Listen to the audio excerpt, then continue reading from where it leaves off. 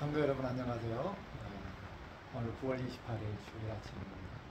오늘 말씀은 스테반의 순교에 대해서 생각하고 묵상하고 오늘 받기로 원합니다. 사도행전 7장 54절에서 60절 말씀입니다. 제가 봉독하겠습니다.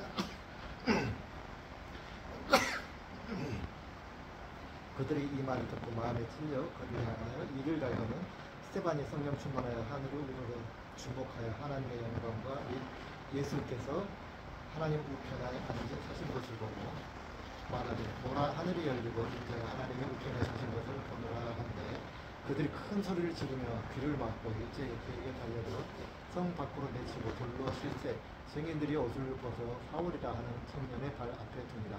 그들이 돌로 스테반을 치니 스테반이 부르짖어 이르되 주 예수여 내 영을 받으시옵소서 하고 무릎을 꿇고 크게 불러 이르되 주여 이 죄를 그들에게 돌리지 마옵소서 이 말을 하고 자니라. 아멘. 스테반은 우리가 잘 알고 있듯이 일곱 집사 중에 한 사람입니다. 사도들이 우리가 행정을 하다 보니까 제대로 복음 전할 시간이 없다. 우리의 임무는 복음을 전하는 것이다. 기도하는 것이다. 그래서 이 교회 행정의 문제를 집사들에게 맡기자라는 의결을 해서 이 집사들 7명을 세웁니다. 성령이 충만한 사람, 성실한 사람 뽑아서 7명에게 집사직을 주는데 그 집사 중에 한 사람이 스테반입니다. 그런데 이 집사님들이 행정을 열심히 했다라는 이야기가 성경에 기록이 없습니다. 물론 했겠죠, 당연히. 그보다는 성경에서는 이 집사님들 중에 특별히 스테반 같은 이런 사람들 몇몇 분들은 특별히 복음을 위해서 순교했고 복음을 위해서 헌신한 그 모습들을 기억하고 있습니다. 특별히 스테반은 이 신약 시대의 최초의 순교자가 되었습니다. 집사로서. 스테반은 성령이 충만해서 사람들 앞에 서서 사도들처럼 베드로처럼 이렇게 막 설교를 하는 그런 사람이었어요. 그러다 보니까 이제 그 설교를 듣던 사람 중에서 논쟁하기를 좋아하는 사람들이 있었고, 논쟁을 하면서 야 이거 뭔가 좀 이상해, 지금까지 우리가 배운 것하고 좀 달라, 이단 아니야 하면서 이제 공회에다가 고발을 하죠. 그래서 대제사장의 불로 한테 잡혀 들어가고 재판을 받고 그런 과정들이 있습니다. 그러다가 길에서 이제 돌에 맞아 죽게 되잖아요. 순교하게 됩니다. 자, 그 과정들을 보면서 제가 한번 곰곰하게 묵상을 해보았습니다. 자, 스테반은 최초의 순교자입니다. 스테반은 하나님 말씀을 열심히 전했습니다. 베드로도 하나님 말씀을 전했고, 그런데 베드로는 그런 죽임을 당하지 않았습니다. 물론 베드로도 잡혀간 적이 있고 그렇지만은 베드로는 살아남고 스테반은 순교했습니다. 스테반이 순교하기 전에 했던 설교의 내용이 무엇입니까? 회개하라 그거였어요. 너네들이 베드로하고 똑같았어요. 이스라엘 역사 족보부터 시작해서 이스라엘 역사 아브라함 이야기 다윗 이야기 쭉 하고 나서 자 그렇게 해서 메시아가 오셨는데 너희들이 죽였어, 회개해야 돼, 뭐 이런 거예요. 베드로하고 똑같은 설교를 한 겁니다. 그랬더니 사람들이 이제 화가 나가지고 야 제가 그러면서 성전을 예수님께서 성전을 막 허문다 그랬다, 그리고 그런 거예요. 그러니까 사람들이 야 이건 이단이 확실해 하면서 돌로 쳐서 죽이게 됩니다. 그런데 스테반이 이런 설교를 했을 때 어땠을까요? 제가 같은 목사로서 한번 생각을 해봅니다. 목사로서 고민이 최대의 첫 번째 고민이 뭐냐면 설교를 어떻게 할 것인가예요. 설교를 어떻게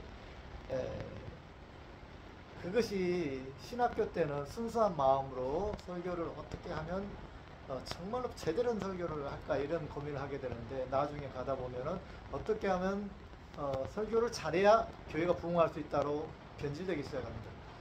그래서 설교를 잘한 사람은 목회를 성공할 수 있게 되고 부흥하게 된다는 것 때문에 거기에 빠지다 보니까 설교가 변하게 되는 거죠. 그죠? 무조건 사랑의 설교, 위로의 설교, 뭐 격려의 설교, 소망의 설교 이런 쪽으로 엄청 변하게 됩니다. 또 거기에 성도님들은 익숙해져 가지고 뭔가 좀 이렇게 책망하는 설교를 하면 무슨 목사가 저래, 저기 사랑의 종교에서 무슨 맨날 야단이나 치고 그래, 이렇게 오해하는 경우가 많이 있는 것 같습니다. 현대 교회가 그런 경향이 굉장히 많아요. 그러다 보니까 목사님들이 진리의 말씀을 전할 수가 없어요. 그래서 조금만 잘못했다고 하면, 회개하라고 하면 이상하게 생각하고, 야, 이 교회 뭔가 이상해, 뭐 신비주의야, 또 뭐 막 이렇게 생각하면서 다른 데로 가버리는 거죠. 왜 이렇게 사람의 마음을, 위로의 종교인 줄 알았는데 왜 사람의 마음을 아프게 하고 찔러 쪼개고 막 그러냐, 그거죠. 성경이 뭐라고 그랬습니까? 하나님의 진리의 말씀은 우리의 피 속에, 뼛속까지도 찔러 쪼갠다 그랬어요. 그것이 원래 하나님 말씀이에요. 하나님 말씀. 왜 그렇습니까? 우리가 선하지 않고 우리가 악한 존재이기 때문이에요. 우리가 악한 존재이기 때문에 우리는 온통 악으로 가득 차 있는 거예요.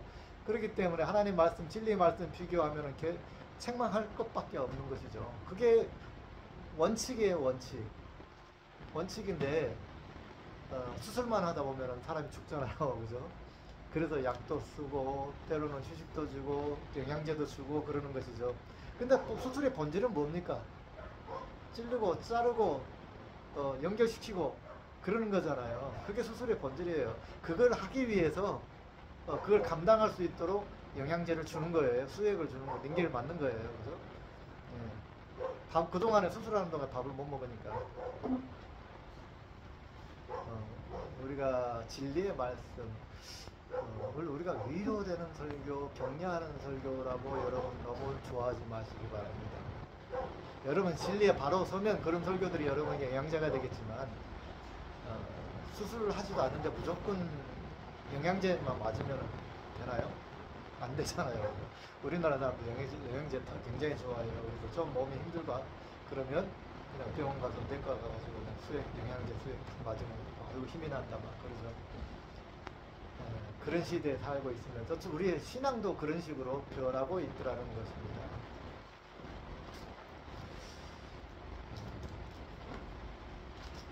그런 마음으로 설교는 우리에게 위로를 주는 것이다라고만 생각하는 그런 신앙으로는 우리가 신앙의 발전을 이룰 수가 없습니다. 여러분 오늘 그 스테반의 마지막 모습을 한번 보시기 바랍니다. 예수님의 십자가에서와 똑같지 않습니까? 과연 사랑이 무엇일까요? 우리는 사랑 그렇습니다. 사랑이라고 하는 남을 용서하고 이해하고 품어주는 거 맞죠? 그런데 어떻게 우리는 사랑을 입에다 달고 다니면서 우리는 희생하려고 하지 않아요. 우리 십자가는 지지 않으려고 해요. 그러면서 사랑이라고 그래요. 아무리 뭐랄까 좀 말이 거칠지라도 정말 그 사람을 위해서 희생할 수 있는 것은 아마 사랑이 아닌가 생각을 해봅니다. 그러나 아무리 그냥 유머러스하고 아주 부드럽고 힘을 주고 격려하는 말인 것 같지만 결국 다 상대방을 위해서 희생하려고 하지 않아요. 내 이기적인 마음을 가지고 그렇게 행동한다고 하면 그것이 사랑이겠습니까? 위선이죠. 사랑의 탈을 쓴 위선. 그래서 사람들은 그게 사랑인 줄 알아요. 그게 설탕처럼 느껴지는 거예요. 최근에 사랑이 무엇이냐 하나님 저에게 질문하셨습니다. 4번째 질문입니다. 뭘까요? 그때 하나님이 십자가를 보여주시는 거예요. 십자가가 어떻게 예수님의 사랑 성경에 이렇게 다 나와 있지만 그 사랑의 결론이 뭐였냐는 거예요. 그 사랑의 결론은 십자가였다. 사랑은 용서라고 하죠. 그래, 용서의 결론은 뭐냐? 내가 손해나면서 용서하는 거예요. 용서라는 것은 내가 손해나는 것을 상징하고 있어요. 내 이익 다 챙기고 용서하는 거예요. 내가 받을 거, 보상 받을 거 다 받고 용서해줄게. 뭐 그것도 일종의 용서일 수는 있겠지만 세상적 용서는 되겠지만 성경에서 말하는 그런 용서하고는 좀 색깔이 다르죠.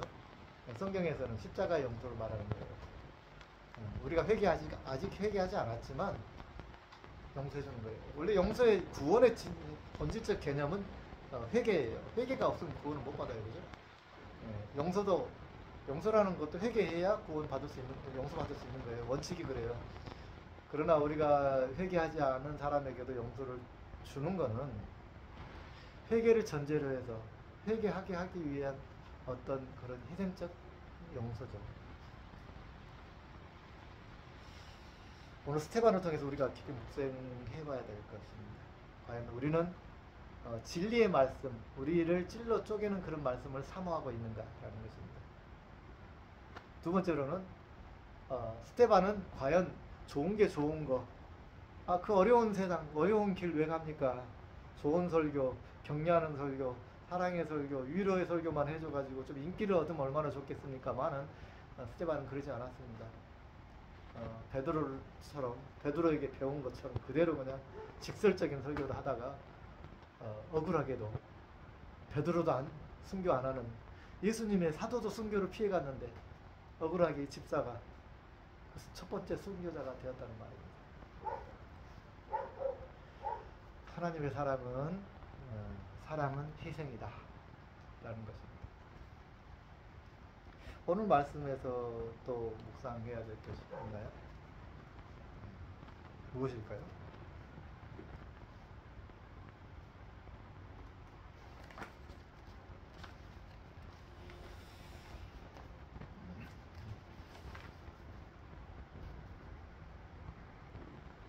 세 번째로 스테반은 자신의 고난 앞에서, 위기 앞에서 하늘을 우러러볼 수 있는 사람이었다는 것입니다.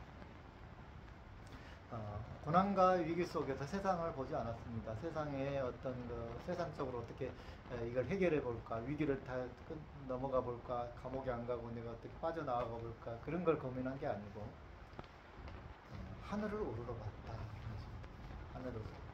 하늘을 우러볼 때 예수님께서 스테반을 바라보면서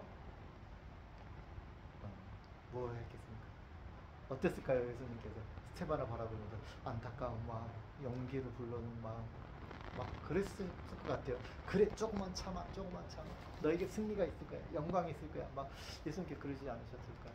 우리는 보통 하늘을 바라보면 하나님으로부터 어떤 구원의 시그널이 있지 않을까, 그렇게 생각을 합니다. 물론 우리는 인간의 우리 소망이겠죠. 스테반도 혹시 그렇게 바라봤을는지는 모르겠습니다. 그러나 결과는 순교였습니다. 이 땅에서의 구원은 없었습니다.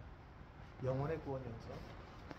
그런다 할지라도 스테반은 오직 하늘을 바라보았고 예수 그리스도의 위로를 받게 되었습니다.